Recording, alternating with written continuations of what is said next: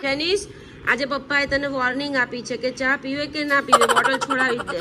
કેટલા પૈસા છે બતાય તો, બતાય તો ખરો. અલા અમારા જેનિશભાઈના પગ નથી પંચાતા ને, તો અહીંયાનો સપોર્ટ લઈને પછી સાયકલ પર ચડે છે. મારા ગણપતિ બાપ્પાનો ભોગ રેડી થઈ ગયો છે. દાળ ભાત શાક ખમણ કાકડી મરચા બટાકા પૂરી એન્ડ અંગૂર રબડી.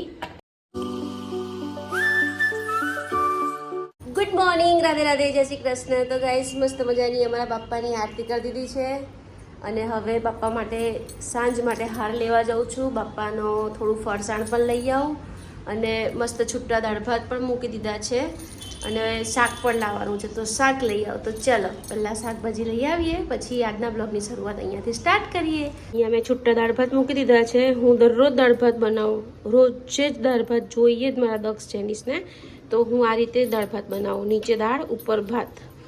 રોટલીનો લોટ બંધાઈ ગયો છે. આજે તો વરસાદ જેવું છે પણ વરસાદ પડતો નથી અને આ રહી અમારી બસંતી, તો હું લઈને જાઉં છું. પણ મને એવું લાગે છે કે વરસાદના થોડા થોડા છાંટા સ્ટાર્ટ થઈ ગયા છે. વરસાદ પડે એના પહેલાં હું મારું શાકભાજી ને ફરસાણ બધું લઈ આવું. તો શાકભાજી લઈ આવી, ફરસાણ લઈ આવી. તો ચાલો હવે શાકભાજી સમારીએ. તો ગાઈસ જુઓ મસ્ત મારા છૂટા દાળ ભાત થઈ ગયા છે. દાળ થઈ ગઈ છે, ભાત થઈ ગયો છે. હવે દાળને ગ્રાઇન્ડ કરી દો. અહીંયા મારું મસ્ત ભીંડાનું શાક બને છે. મારા ગણપતિ બાપ્પાનો ભોગ રેડી થઈ ગયો છે. દાળ ભાત શાક ખમણ કાકડી મરચા બટાકા પૂરી એન્ડ અંગૂર રબડી. અને આ છે મારા લડ્ડુ ગોપાલનો ભોગ. તો બંને ભગવાનને હું પહેલાં ભોગ ધરાવી દઉં. લડ્ડુ ગોપાલને તો હું રોજ ભોગ ધરાવું જ છું, પણ આજે બંનેઓને અલગ અલગ ધરાવું. તો ચાલો, તો ફાઇનલી અમારા પ્રભુને ભોગ ધરાવાઈ ગયો છે. અમારા જેનિશભાઈના પગ નથી પંચાતા ને, તો અહીંયાનો સપોર્ટ લઈને પછી સાયકલ પર ચડે છે. જા ફટાફટ પહોંચ, હું આવું. જેનિશભાઈને ટ્યુશન મૂકી આવું ને એટલો મસ્ત વરસાદ ચડ્યો છે, એટલો મસ્ત વરસાદ ચડ્યો છે, જાણે હમણાં આખું આકાશ તૂટી પડશે એટલો વરસાદ ચડ્યો છે. જો હા હા હા હા, સુપર વરસાદ છે. પહેલાં જેનિશને ટ્યુશન મૂકી આવું, પછી મારે પનીર લેવા જવું છે. પનીરનું શાક બનાવવાનું છે દક્ષ માટે, તો જેનિશને ટ્યુશન મૂકીને પછી પનીર લઈ આવું. આવડતું હોય તો સપોર્ટ કર. કેવી રીતે ઊભો રહીશ? શું શીખવાડ્યું દાદાએ તને? અચ્છા, ઓકે, આવડી ગયા એમ ને. જો પેલું સ્ટેન્ડ છે ને, સ્ટેન્ડ પાડી દેવાનું બેટા. સ્ટેન્ડ જો આ છે ને, કોઈના ટેકે નહીં મૂકવાની. આ સ્ટેન્ડ પાડીને પછી સાયકલ મૂકી દેવાની. ઓકે ચાલો ડન. ધીમે ધીમે પડી જશો, પડી જશો. ભીનું છે, સીધો તો ક્યાંય ચાલે જ નહીં.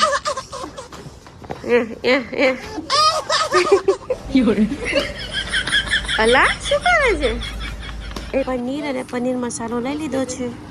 ફાઇનલી અમારા દક્ષુભાઈ ટ્યુશનથી આવી ગયા છે. દક્ષુ, કેવું રહ્યું પર્યાવરણનું પેપર બેટા? મસ્ત રહ્યું, પણ ગુલ્લક કા છે? હે 5 દિવસથી નહીં મળતું. ગુલ્લક તારું? ઓ ભાઈ, અંદર કેટલા બધા પૈસા છે, જા શોધ. તે છેલ્લે કઈ મૂક્યું તું? મારા હાથમાં નથી આવ્યું આટલા દિવસથી. આટલામાં તો કશે નથી મારા હાથ. યાર નહોતું મળવાનું, તો અંદરથી પૈસા વાપરી નાખે છે કાઢી કાઢીને. જો હવે ના વાપરતો હા પૈસા, બહુ મારીશ તે તર. પૈસા ભેગા કરવાના હોય યાર. તો મોટો થાય ત્યારે બાઇક લાવવાની ને. કેટલા પૈસા છે બતાય તો, બતાય તો ખરો. અલા બતાય તો ખરો. લે મારી ચા જતી રહેશે જલ્દી. ચા ગઈ, ચા ગઈ, ચા ગઈ, ચા ગઈ, ચા ગઈ, ચા ગઈ, ચા ગઈ, ચા ગઈ, ચા ગઈ. નથી, બચી ગઈ. હશ. તો ગાઈસ હું ચા ફક્ત એકલા દૂધની જ મૂકું છું. 2 દાણા ચા અને થોડી ખાંડ નાખું છું બસ. બાકી એમાં બિલકુલ પાણી નહીં. મારા છોકરાઓ માટે ચા છે. તો કામવાળા બેન હમણાં વાસણ ઘસીને ગયા. શું કરે છે ગુલ્લકમાં? બતાવો કેટલા પૈસા છે. 20 રૂપિયા. એ મારી, આટલા 20 રૂપિયામાં શું થવાનું? લે, અચ્છા ભગવાન પાસે 20 રૂપિયા મૂક્યા હે? અરે વાહ. બતાવતા ગુલ્લકમાં પૈસા કેટલા છે બતાવ. ઓ ભાઈ સાહેબ, 100ની નોટ. બતાવો 500 નોટ છે કે છે? 500ની પાક્કું? લાય હું કાઢી લેવાની. હવે હું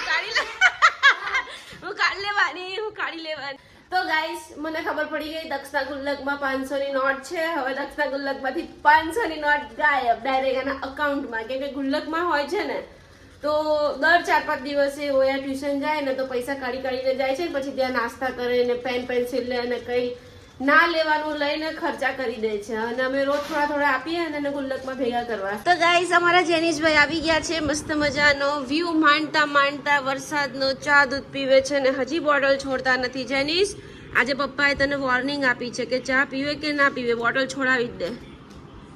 છોડી દેવી છે બોટલ? બોલ કેમ? તો તું હવે પહેલામાં આવ્યો, ક્યાં સુધી પીસ બેટા? હે ક્યાં સુધી પીસ? કે 10 વર્ષ સુધી પીસ? ઓ બાપરે, મોટો હાંડીઓ થઈ જઈશ ત્યારે તો. હાંડીઓ મરી જઈશ ત્યારે છોડીશ? છોડીશ જ નહીં. તું પિયા જ કર, કોલેજ આવે ત્યાં સુધી પિયા કર. ઓ તારી ગાઈસ, મસ્ત મજાના મોસમમાં મેં કોફી બનાવી. ચા તો હું નથી પીતી, પણ મસ્ત મજાની કોફી બનાવી અને હવે હું કોફી પીઉં છું. જો કેટલું ફાઇન વાતાવરણ છે યાર. તો ગાઈસ જુઓ સોફાની શું હાલત કરી છે આ બંને ભૂતોએ. ઓ મિલિયનર, નીચે રમવા જા. મોબાઈલ મૂકી દો નીચે. ઓય નીચે રમવા જાઓ. ના, ફોન મૂકી દે દક્ષ. તારા પર્યાવરણનું પેપર છે, ખબર નહીં પડતી? ફોન મૂકી દે. કેમ? ટ્યુશનમાં હતું તો સ્કૂલમાં પણ હશે જ ને. ચાલો ફોન મૂકી દો. ચાલો આપી દો. એકવાર કીધું એટલે ફોન આપી દેવાનો. ચાલો હું 3 ગણીશ, જો મારા હાથમાં ફોન નહીં આપે ને તો દે ધનાધન સ્ટાર્ટ. 1 2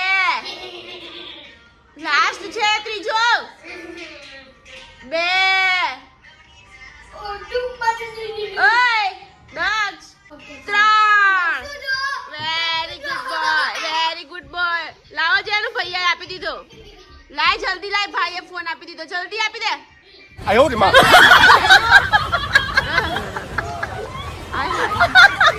લાય. અરે વાહ મારા ગુડ બોય છે. મમ્માએ 3 બોલી નહીં તો આપી દીધા ને. Okay very good. જાઓ રમો હા બેટા. હવે નીચે રમવા જાઓ. ચાલો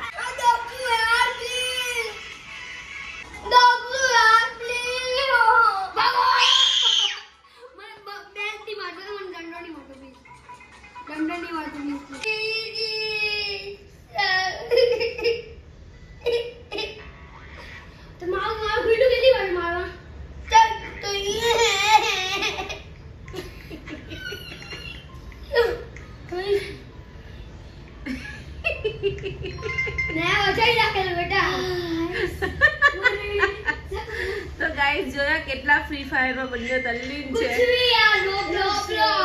રોબ્લોક્સ.